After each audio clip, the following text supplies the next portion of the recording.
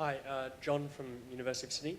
I was just wanting to know what each of you considered most exciting or interesting media channel available to advertisers. Each medium has its own strengths, you know. I mean, they've all got something that's particular to them. I mean, if you're sitting in a cinema and you get the full power of, you know, a massive screen, something beautifully crafted, a sound system with, you know, 30 or 40 different speakers, like that is an overwhelming experience. Generally, it's not deployed as well as it might be, but it can be, you know, that done really well is amazing when you, for that moment that you're there. You know, I think similarly, you know, sometimes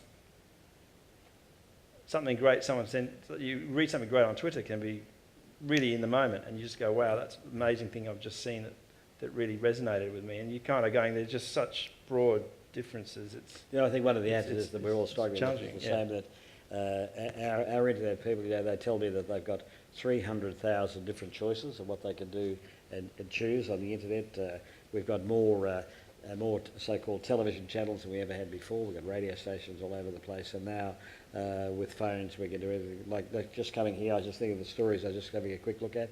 A bit like you, I was reading Bloomberg, the latest thing on Bloomberg on my phone. And so the real answer is that there is no one single thing. It's the most incredible, wide, broad world that you've ever seen before. So there was a time when if you didn't get to the 6 o'clock news, you didn't know what was happening. But now that's different. I think the world is just incredible. I think in terms of exciting and being able to deliver impact and convey emotion, it's a little bit hard to go past the TV and cinema formats. But I think that the most exciting thing is actually the opportunity for multiple media to work together.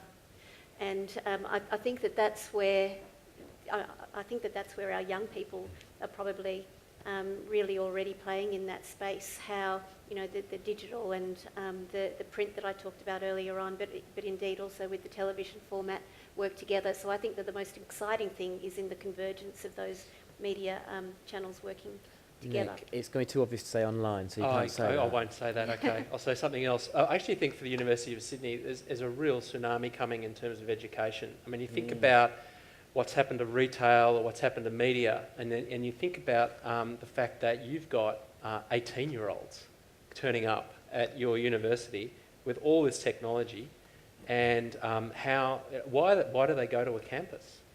How does the campus relate? Why do they turn up, like just what we've been talking about, you know, in the old days you used to go for 7 o'clock, watch James Dibble, you turn up hoping to hear what's happening in the world. But it's very interesting, that's all shifted now, and you think about education, you think about do I need to actually be at that lecture theatre to watch a guy regurgitate stuff on a blackboard? Very interesting, very big changes occurring. Do I need to come at all? Can I just do it all on, can you just have the guy regurgitating the stuff on YouTube? Or something. So I don't know, big changes, but I'm not sure that the key one is in the media space for the universities. I think there's a complete reconfiguration, rewiring of what it means to be a university that has to be done.